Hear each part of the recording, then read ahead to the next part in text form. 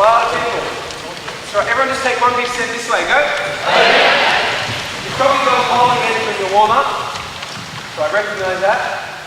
So I'm just going to start with some simple Sanchin stance because it's a good stance to warm up with. It's practicing basics, but at the same time we're not going to pull any muscles. Again, just for some of you don't do, we're going to do Sanchin with this, so which is from Sanseru kata and above. So for those of you who aren't used to those kata, we'll get some people in front of you to work on. Hey? From there, right foot forward, Sanchin stance, mate. And double Uchi Uke, mate. So your left leg is back. That's therefore your reverse hand. So every time you're going to pull your hand back, one, punch, and replace. So you're putting it back to your Uchi Uke. Stepping forward, itch, pulling it back, punch, and double Uchi Uke. Stepping forward, itch, and then the hand is in the back, foot is in the back, pull my hand back, one, punch out, back to your Uchi Uke. So all the way back to you. Stepping forward, itch, pull that hand back, punch, back to your double Uchi Uke. Itch, step forward, pull that hand back, punch, double Uchi Uke. Itch, pull the hand back, double Uchi Uke. Itch, pull the hand back, double Uchi Uke. Itch, hand back, double Uchi Uke. Itch, itch. Now in basics, you often do certain, you will often go forward in the stance, backward in the stance. Forward in the stance, backward in the stance. Hey? That's practicing our basics. Because we're going to be talking about principles tonight, I'm not going to be doing anything that's not designed for a principle reason. Hey? What I mean is that in how many katas do we step back in Sanchin stance? None. You know why? Because it's not meant to go backwards. It's not a kata, it's not a stance that is backwards driven. It has no benefit to going backwards. Cat stance the opposite. How many times do we step forward in cat stance in the kata? None. How many times do we step backwards in cat stance?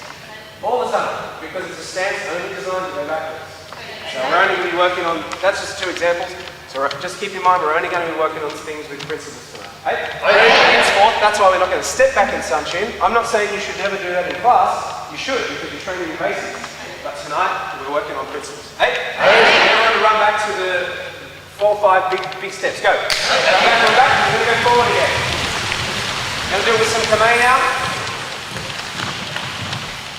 Good. Right foot forward. Hey? Good. Okay. First thing, make sure your elbows are in so that you can all see the angle of my arms. They're not vertical, they're here. Right? Pointing this way. Right? Very important. Now one, if you squeeze in this here, if you squeeze in this muscle here, the top of your pec, and you move your elbow like this, you find your pec muscle does something. Do that now. No, you've got to actually do this. You've got to press. I need you to do it. Okay, do you feel what happens to that pec muscle? What happens when you pull your elbow in? It tightens. That's one reason why we don't just settle for this. That could work. That tightens the muscle. So part of it is a conditioning device. Part of it as well is joint protection. Because if someone hits you in the shoulder, you can get a dead arm, and if you've got a dead arm, you can't fight. Goju, this comes from Goju, this technique. So this principle is a Goju principle. And Goju is close quarter fighting, close quarter combat. And that's why it's great that we have Goju in our system, because it's all about close quarter fighting. So that equips us for that. Shotokan, more about distance, and it's great that we have that in our system, in GKR as well, because it equips us for that. So effectively, we're getting the best of two worlds. Hey?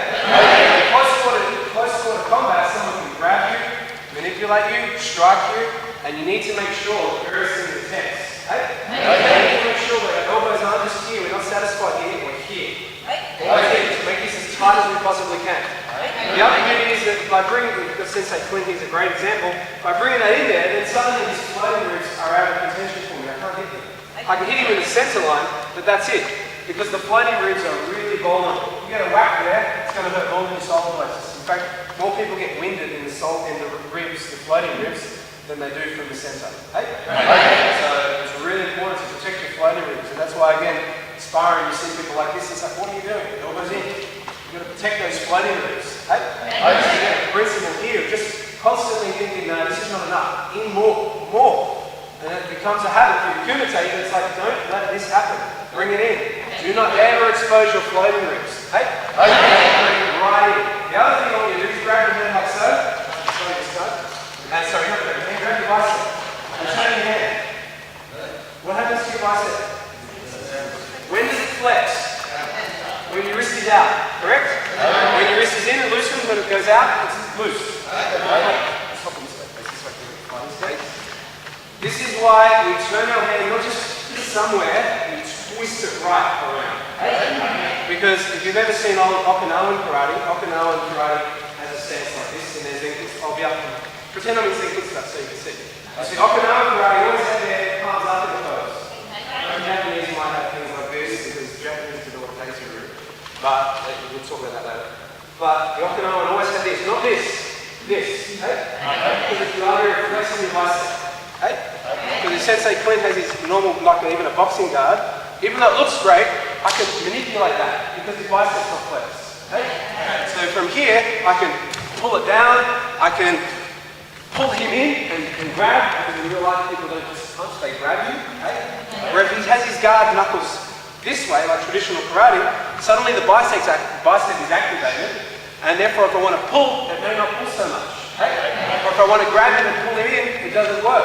You follow? Or if I want to pull in here, again, it's different. So we want to make sure that bicep is always activated by twisting the hands as much as we can this way. Just flexible a little bit. So elbows in as hard as you can to strengthen the knee. Elbows because of the principle of protect my floating ribs, and turn my hands to activate my bicep muscles.